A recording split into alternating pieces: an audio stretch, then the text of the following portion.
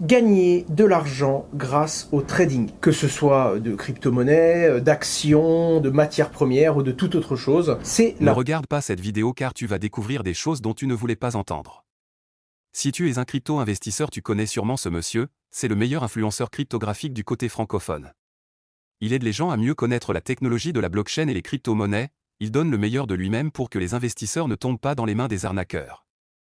Dans cette vidéo, il va nous montrer les problèmes du trading. Le problème avec le trading, c'est qu'il paraît simple. Encore plus simple dans les yeux d'un débutant. Par définition, quand on achète quelque chose, ça peut juste monter ou descendre, et donc c'est un pile ou face. Nombreuses personnes croient que le trading est trop facile, donc on peut devenir facilement riche. Ce monsieur nommé Asher vient ici pour nous montrer les vrais problèmes du trading. C'est donc une vidéo à ne pas rater. Envoie cette vidéo à tous tes amis investisseurs et surtout à ceux qui veulent devenir traders, ça va vraiment les aider. Avant de laisser monsieur Asher nous montrer les véritables problèmes du trading, je vais vous définir ce que c'est le trading. Alors il faut savoir que le trading, c'est le fait d'effectuer des échanges sur les marchés cryptographiques ou sur la bourse. Par exemple, vous pouvez échanger vos dollars contre les matières premières ou contre les bitcoins. Ça paraît simple, mais je vous informe que ce n'est pas à la portée de monsieur tout le monde, car vous devez bien évidemment mener des analyses fondamentales et techniques, sinon vous risquez de vous ruiner. Avant même les analyses, vous devez bien former au risque de tomber dans une dépression totale. Asher, s'il te plaît, viens nous montrer les véritables problèmes du trading. Le problème avec le trading, c'est qu'il paraît simple. Encore plus simple dans les yeux d'un débutant. Par définition, quand on achète quelque chose, ça peut juste monter ou descendre, et donc c'est un pile ou face. On a une chance sur deux, même si on est mauvais, même si on n'a jamais tradé de sa vie, si on prend une position, qu'on achète quelque chose et qu'on parie qu'il va prendre de la valeur le lendemain, on a une chance sur deux d'avoir gagné son pari. Et donc déjà là, ça pose problème. Déjà parce qu'à pile ou face, n'importe quel débutant peut gagner plusieurs fois d'affilée.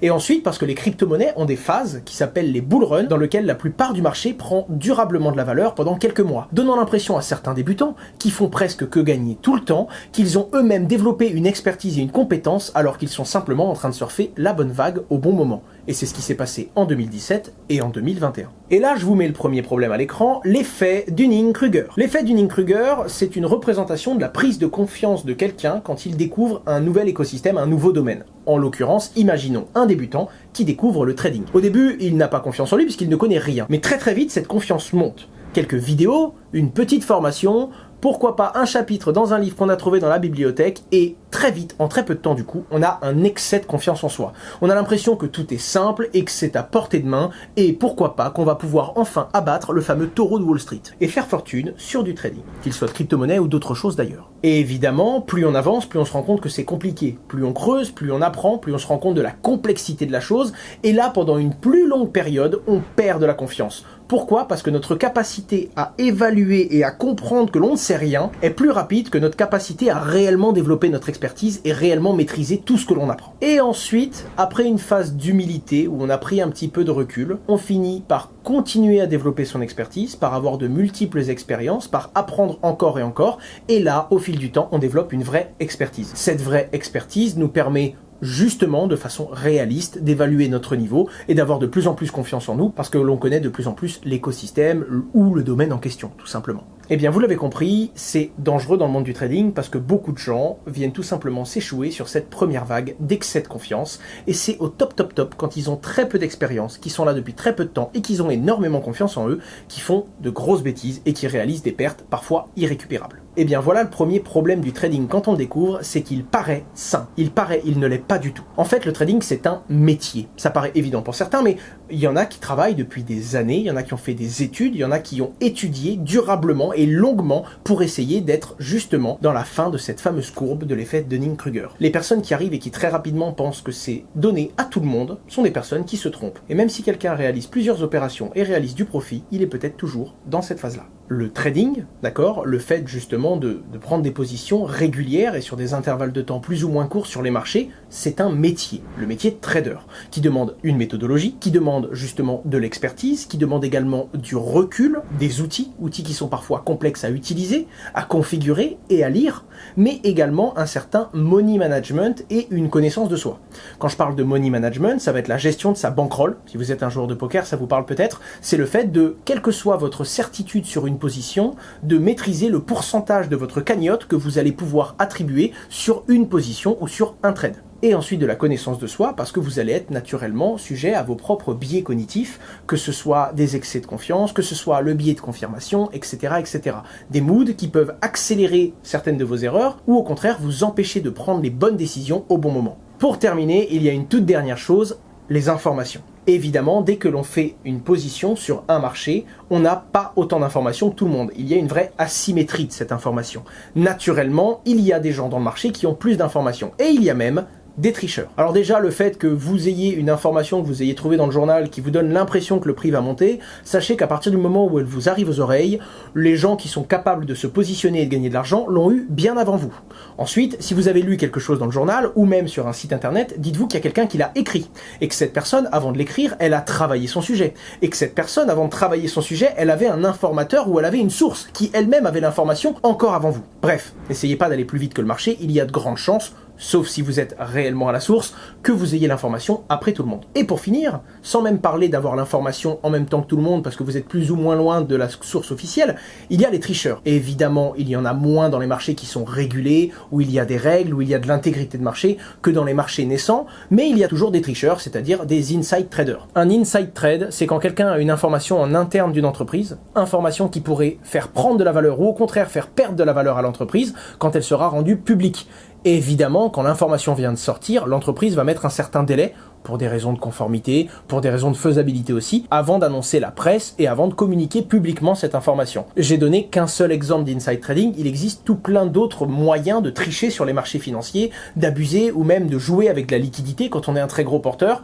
Toutes ces choses-là font que, en tant que débutant, et encore plus loin des marchés, n'oubliez pas que vous jouez quand même à un jeu où les règles peuvent être biaisées, même si c'est une minorité de personnes qui abusent, ça reste un décalage qui vient affecter tout le marché et qui vient diminuer à vous vos chances de réaliser du profit. Enfin bref, en une ligne, ne pensez pas qu'un trader c'est quelqu'un qui est arrivé, qui a claqué des doigts et qui tout de suite a commencé à gagner de l'argent.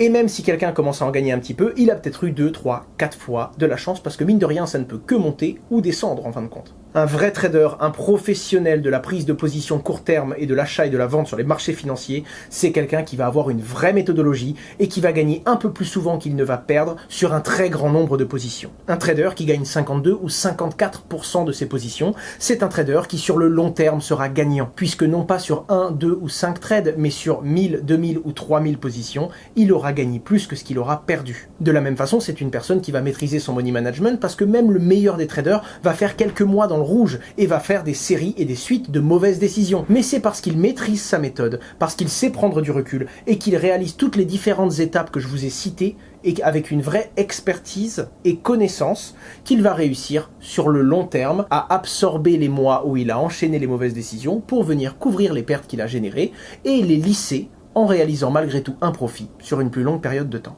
Et en plus de ça, il y a d'autres domaines dans lesquels on pourrait faire une vidéo entière qui justifient le fait que le trading ce n'est pas simple.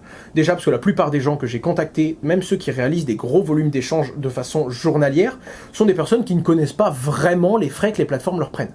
Toutes les plateformes vous proposent des outils d'investissement qui vont vous prendre plus ou moins de frais. C'est très compliqué à lire. Des fois, on achète une crypto-monnaie, si elle prend de la valeur, on la revend, on en a plus, on est incapable de savoir combien est-ce que la plateforme nous a pris. Et autant vous dire que très peu sont ceux qui vont s'y intéresser, alors qu'il existe des plateformes, notamment des plateformes qui sont pas européennes, qui sont à l'international et qui ne sont pas régulées, qui vont parfois prendre des frais qui sont exorbitant. Et naturellement, comme ce sont des petites parties à chaque position, et bien pendant plusieurs mois, plusieurs années même, des débutants réalisent des échanges, font de gros volumes et se font grignoter petit à petit des frais, mais comme à chaque fois, sur une occurrence, sur une position, ça ne se voit pas, et bien alors, ça passe inaperçu. Il existe encore plein d'autres choses dangereuses dans le monde du trading, comme par exemple les effets de levier, qui sont un moyen d'accélérer encore plus la position que l'on va exposer. Pour faire très simple, quand vous avez 1 euro, vous pouvez jouer avec 10. Naturellement, si vous perdez ne serait-ce que 10% de cette position, eh bien vous avez tout perdu. A l'inverse, comme vous pouvez jouer avec 10, si vous gagnez 10%, ben vous avez carrément doublé la mise que vous aviez. Pour faire très simple, c'est un accélérateur. Ça permet de gagner ou de perdre beaucoup plus vite. Alors autant vous dire que quelqu'un qui commence le trading, qui est débutant, qui en plus de ça ne va pas par exemple sur la bourse, va sur les crypto-monnaies qui peuvent être encore plus volatiles, donc ça peut aller encore plus vite. Et que cette personne met un effet de levier pour un débutant, on peut très clairement dire que c'est du gambling, et c'est totalement le hasard qui décidera si ce débutant va gagner ou perdre de l'argent. Les leviers sont des accélérateurs qui peuvent être utiles à des professionnels en connaissance de call, et parfois même à des personnes morales, donc des entreprises, qui vont en avoir besoin pour, avec un minimum de liquidité, hedger une grosse position. ce n'est pas un outil qui doit servir aux débutants qui viennent tout simplement accélérer encore plus ce manège qui, en fonction des actifs, est déjà très virulent. Et alors finalement, c'est quoi le souci? Le trading, ça paraît facile, alors que ça ne l'est pas. Bon, déjà, c'est un piège, ok. Mais par contre, il y a un truc qui est vrai.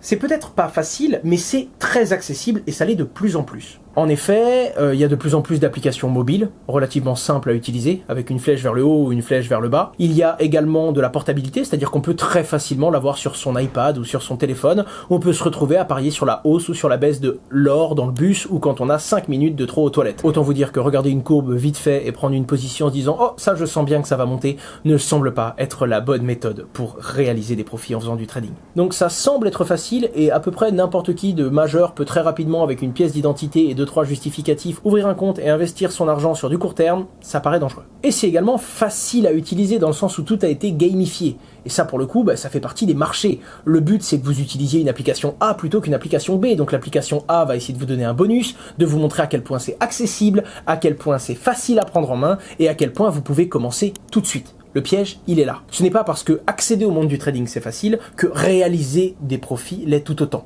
Et pour le coup, il faut réussir à faire cette différence. Croyez-moi, c'est pas aussi simple que ça, surtout quand on démarre et qu'on a des étoiles plein les yeux et qu'on part fleur au fusil affronter les marchés. Et je vais même aller un petit peu plus loin parce qu'il y a un nouvel outil que je trouve très pertinent, mais qui peut également, quand il n'a pas été précisé et qu'on ne l'a pas expliqué, être dangereux pour les débutants. Il s'agit du copy trading.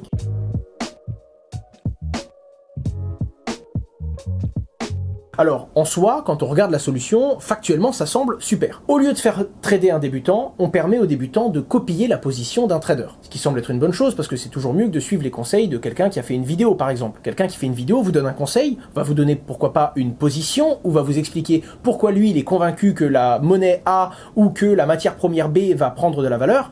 Le problème, c'est que si dans la nuit, il a changé d'avis, vous avez toujours sa conviction, mais vous n'avez pas été mis à jour.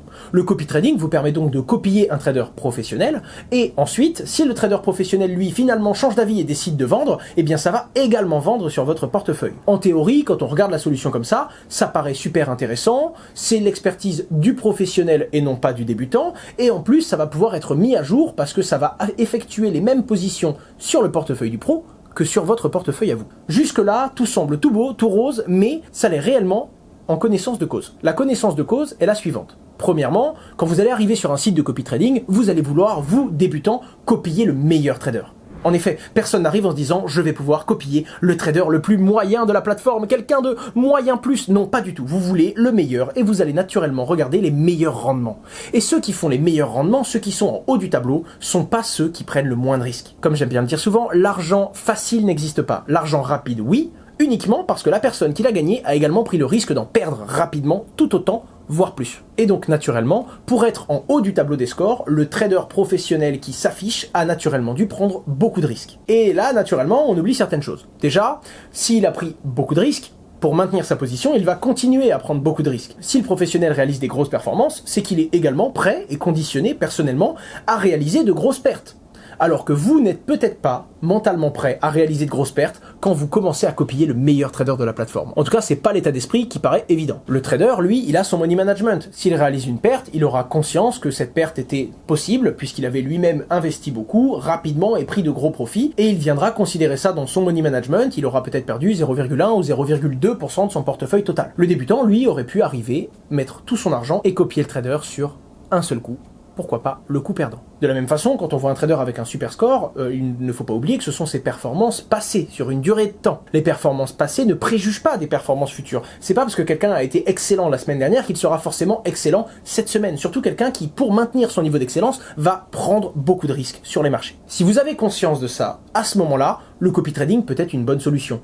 Si vous avez conscience qu'il faut mettre une toute petite partie du capital, et quand je vous parle d'une partie du capital, je vous parle pas d'une partie de votre capital financier, je vous parle de la partie de votre capital que vous avez accepté d'investir, donc une beaucoup plus petite partie. Naturellement, on ne peut investir que ce que l'on peut se permettre de perdre, c'est la règle de base, ne jamais investir plus, et sur ce capital-là, une petite partie sur une stratégie. Si ça, on me l'avait dit déjà, j'aurais perdu beaucoup moins en essayant de suivre les meilleurs traders du marché, et j'aurais investi beaucoup moins et beaucoup plus lentement. Et ensuite, vous allez regarder différemment les propositions et les historiques de certains traders et peut-être pas vous ruer naturellement vers celui qui a la meilleure performance court terme. Donc vous voyez, le diable se cache dans les détails, que ce soit sur l'accessibilité du trading qui ne rend pas pour autant les profits faciles, que ce soit sur la pertinence et la simplicité de certains outils comme le copy trading qui sont très intéressants et très pertinents, mais qui, si on n'a pas tous les détails, peuvent emmener un débutant à prendre les mauvaises décisions et à copier les mauvaises personnes dans les mauvaises circonstances. Alors évidemment, on pourrait se dire, mais à ce moment-là, pourquoi ne pas interdire la publicité sur ce genre de solution ou carrément interdire ces solutions, tout simplement. Mais c'est pas aussi simple que ça puisque ça ne réglerait pas le problème. Pour commencer, il y a de plus en plus de demandes. Depuis le Covid, les gens s'intéressent de plus en plus à leur argent, leur valeur, et à des façons de le diversifier. Que ce soit dans les sujets sur l'immobilier, que ce soit sur les investissements en bourse ou dans les marchés, ou les métaux précieux, les gens s'y intéressent d'autant plus, pour plein de raisons. Premièrement, il y a eu une période de panique, et ça a remis en cause beaucoup de choses pendant le Covid. La deuxième chose, c'est que ça a également créé de l'inflation. Par définition, l'inflation, s'il y a 6, 7 ou 8% d'inflation, ça veut dire que votre argent perd de la valeur à travers le temps. Quand votre argent n'en perdait pas, pourquoi le risquer? Pourquoi prendre des risques alors que vous pouviez simplement le positionner sur un livret? Aujourd'hui, le fait de ne rien faire vous fait perdre. Et donc naturellement, beaucoup de gens vont essayer de se dire, bon ben quoi qu'il arrive, si je ne fais rien, j'ai du risque et j'ai de la perte, autant essayer de prendre du risque, mais cette fois-ci avec une stratégie, avec une méthode pour essayer de gagner de la valeur ou au moins maintenir et protéger le capital que je détiens déjà. Et il y a également eu d'autres facteurs, comme par exemple la panique qu'il y a eu dans certaines banques. On en a encore aujourd'hui aux États-Unis, il y en a eu récemment en Suisse, il y en a également en Europe, et même si c'est plutôt faible en Europe pour le moment, il y a des gens qui paniquent et qui se disent « je devrais pas mettre tous mes œufs dans le même panier, pourquoi pas plusieurs établissements, et pourquoi pas différents actifs, et pas simplement détenir de la crypto-monnaie immobile dans mon compte en banque ». Et il y a même certains exemples, comme celui de la guerre, et des citoyens qui étaient bloqués, qui ne pouvaient pas retirer tout l'argent qu'ils avaient dans un établissement bancaire pour fuir, et naturellement des gens qui se disent « bon, ben, ma liquidité, mon argent, je dois le mettre sur d'autres valeurs et de ne pas le laisser entre les mains d'un seul tiers qui pourrait faire défaut. » Ça pousse donc les gens à investir, et quand les gens veulent investir, ils commencent par s'éduquer, consulter des contenus et se former. Donc quoi qu'il arrive, s'il n'y a pas ces contenus, ils vont aller en consulter ailleurs, dans un autre pays ou quelqu'un d'autre qui va leur fournir des réponses à leurs questions. Donc si les gens ne tombent pas sur des publicités qui leur fournissent des outils qui leur permettent d'investir, ils iront eux-mêmes chercher d'autres moyens de trouver des outils pour se fournir. Je vous donne un exemple très simple dans le monde de la crypto-monnaie. Binance proposait des produits à effet de levier, donc les produits dont je vous parle qui sont relativement risqués pour les débutants. Binance est régulé en France. Suite à cette régulation française, Binance a dû empêcher les Français en leur enlevant cet outil. Les Français ne pouvaient plus faire du leverage trading parce que Binance n'était pas régulé pour proposer ces solutions. Est-ce que les gens ont arrêté d'utiliser les produits à effet de levier du jour au lendemain? Absolument pas. Ce qui s'est passé, c'est que les gens se sont tournés vers d'autres plateformes, notamment des plateformes à l'international, et en l'occurrence la plus connue à l'époque, le numéro 2 sur le marché à ce moment-là, FTX. Plateforme qui depuis a fait défaut et s'est effondrée avec la liquidité de ses clients. Alors, je suis pas en train de dire qu'il ne faut pas réguler le marché. Il faut déposer des normes. Évidemment, il est bien de structurer et d'auditer certaines entreprises qui proposent ce genre de solutions. Ce que je veux vous dire, c'est que pour une bonne ou pour une mauvaise raison, si on vient interdire et retirer une solution qui pourtant répondait à un besoin existant, les gens vont répondre à ce besoin autrement. Parce qu'à partir du moment où c'est les gens qui sont demandeurs, interdire les solutions qui viennent satisfaire cette demande, c'est tout simplement leur retirer une liberté. Et dans un monde aussi connecté et numérique que le nôtre, où on peut avec un simple VPN changer notre position géographique et accéder à d'autres solutions, tout le monde finira par utiliser les outils qu'il veut.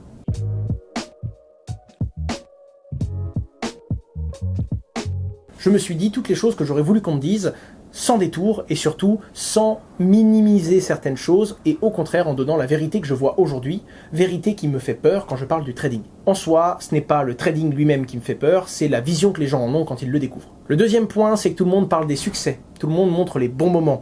Il faut pouvoir parler de ses erreurs, il faut parler de ses échecs, et c'est ça les lignes pour moi les plus formatrices d'un CV. C'est ça qui construit de l'expertise, et qui fait finalement que l'expérience est une lanterne qui éclaire votre propre chemin. On aura beau vous le dire, mais c'est quand vous allez vous-même faire ces erreurs que vous allez comprendre, et que vous allez naturellement adapter votre comportement après avoir compris certaines choses. Il faut partager le fait qu'il y ait des erreurs, et je pense que ça peut être intéressant que je parle également sur ma chaîne YouTube des erreurs, des moments compliqués que j'ai eu, parce que j'en ai eu. Si jamais vous êtes dans cet écosystème et que vous êtes un trader ou un investisseur, vous en aurez aussi, et il faut à ce moment-là partager, prendre du recul et en tirer les bonnes conclusions. Surtout, prendre le temps de réfléchir à ce qui vient de se passer. Pour finir, j'aimerais continuer dans cette direction d'éducation afin de créer de plus en plus de sujets qui se rapprochent des décisions difficiles. Naturellement, dans le monde de l'argent, il y a des décisions risquées et des choix qui sont difficiles et qui peuvent avoir de grosses conséquences. Mais la réalité, c'est que le choix difficile existe également dans la vie privée, il existe également au travail et il existe dans tout plein d'autres domaines. Quand on doit faire des choix difficiles et qu'on a des décisions rapides et impactantes à prendre, on est naturellement sujet à ses propres biais cognitifs. Les biais cognitifs sont un sujet qui m'intéresse énormément et qui sont particulièrement importants dans le monde de la finance et de la prise de décision. J'ai prévu également d'aborder ce sujet et je vous ferai dans les semaines ou dans les mois qui viennent un sujet un peu plus complet sur les principaux biais qui peuvent venir justement biaiser votre prise de décision ou vous empêcher de saisir certaines opportunités. Cette vidéo n'est pas un conseil en investissement, cette vidéo n'est pas non plus un conseil en conduite générale avec un guide des bonnes pratiques, absolument pas. C'est simplement que je pense que c'est la moindre des choses d'aborder également ces sujets sous cet angle-là et pas simplement sous l'angle vert des marchés qui prennent de la valeur et des opportunités manquées pour la plupart, et ce stress permanent ou cette impression de manquer le train qui est communiqué des uns des autres et qui donne l'impression qu'il fallait tout faire hier, tout de suite, maintenant, sans réfléchir. Bien au contraire, vous avez le temps, prenez du recul, éduquez-vous, n'hésitez pas à partager également votre expérience qui pourra potentiellement en éduquer d'autres. C'était Asher, j'espère que cette vidéo vous a plu, n'hésitez pas à me dire ce que vous pensez de mon idée de faire d'autres vidéos sur les différents échecs et erreurs que j'ai pu commettre, par exemple, mais également sur ce sujet des biais cognitifs qui me plaît bien et que j'ai déjà commencé à creuser pour être honnête. J'attends vos commentaires et on se retrouve à très bientôt sur ma chaîne principale ou sur ma chaîne secondaire.